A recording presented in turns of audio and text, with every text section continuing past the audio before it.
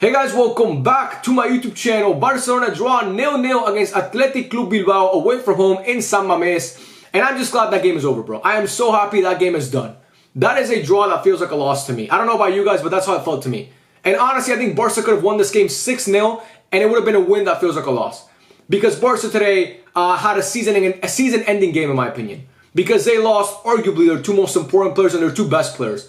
In the first half, Frenkie de Jong and Pedri both went out injured, and both injuries did not look good whatsoever. Frenkie de Jong was up in the air and landed on his ankle and twisted his ankle, and Pedri also twisted his ankle. Pedri was crying when he came off the pitch on the bench, and Frenkie de Jong couldn't even walk off the pitch. He had to be carted off the pitch. So both of those injuries are not looking good, and I'm not sure how long they're going to be out for, but I expect them to be out for a significant amount of time because those injuries are hard to recover from. So to me, that's really what, this game leaves a bitter taste in my mouth because, 0-0 at San Mamés, that's theoretically a good result because Athletic Club don't really lose at home. They don't lose at home ever. We just lost them a month ago in the Copa del Rey 4-2 at home. They put 4 passes in that same stadium about a month back, and they've lost one game this whole year at home, and it was to Real Madrid. It was the first game of the year, so they don't lose at home.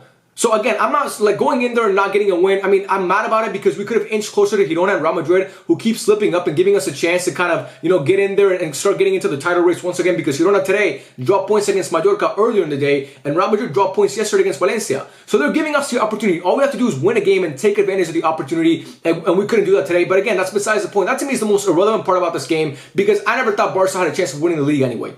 I think the league season has been over since we lost to Real Madrid, honestly, in October. And we lost to Girona in that time span as well.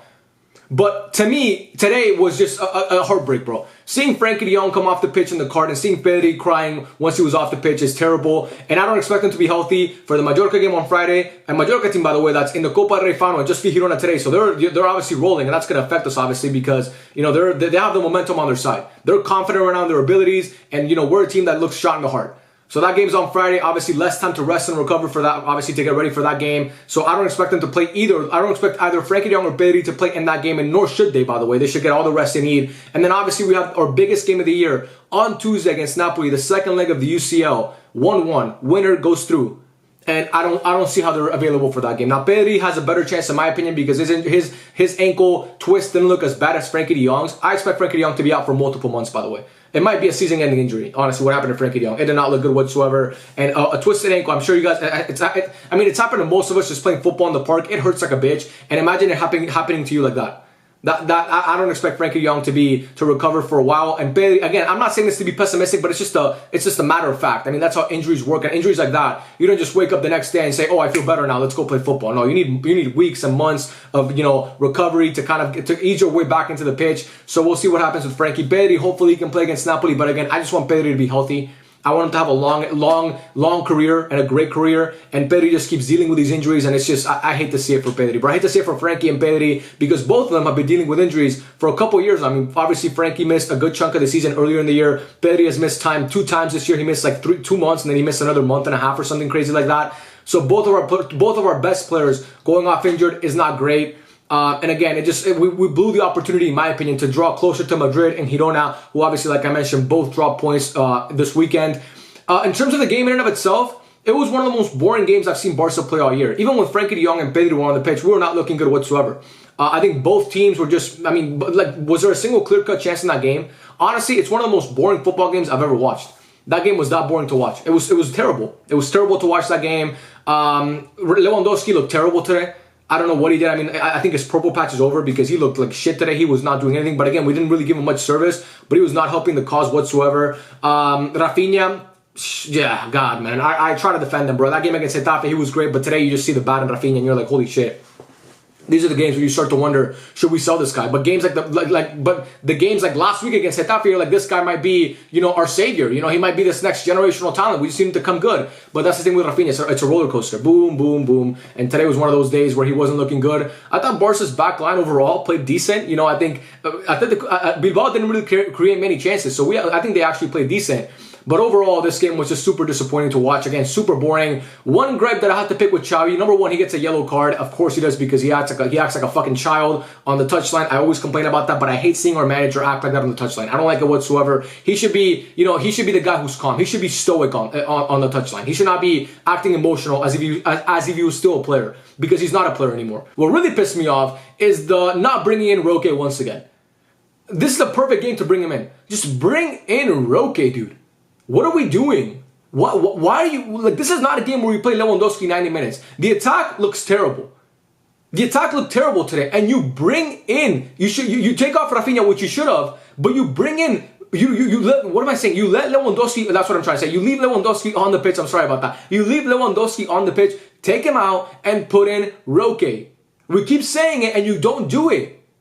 You didn't take, Lewandowski last week didn't score, and you kept him on for the 490 minutes because he was decent. And today he's not decent, he doesn't score, and you keep him on for the 490 minutes once again. What is going on? He can provide something different to the attack, and especially if you take out Lewandowski and put him in that position, because that's his actual natural position, that's where he can thrive. So bring in Roque more often, please. Please, man, or just bring him in at all. Bring him in. He should have been warming up like right out of halftime. As soon as like the halftime whistle blew, we should have seen Roque on the touchline jogging up and down, and getting ready to come on for Lewandowski. And why that didn't happen, I really don't fucking know. And it really pisses me off. I want to see Roque play.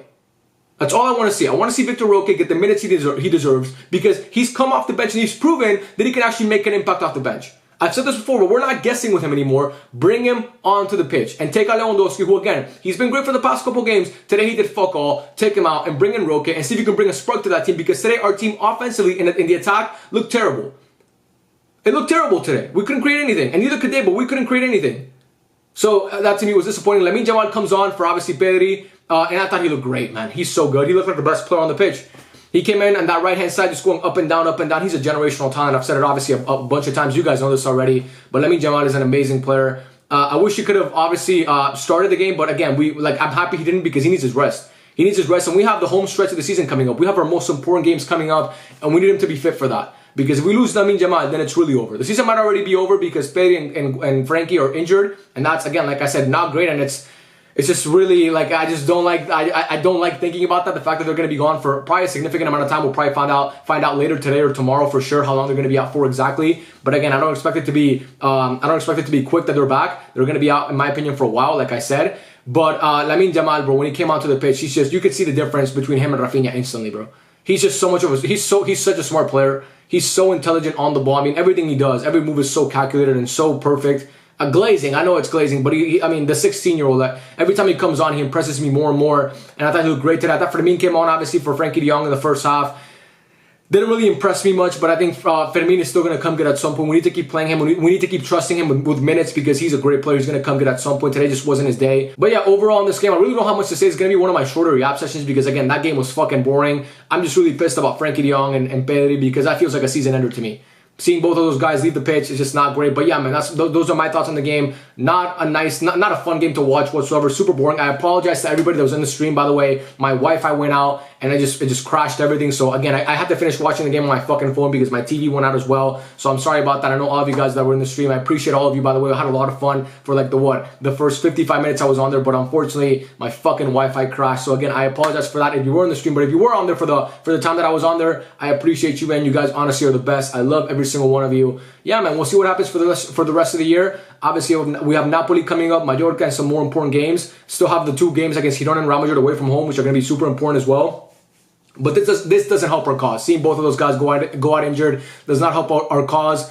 But yeah, man, I love every single one of you, and I'll catch you guys on the next one. Peace out.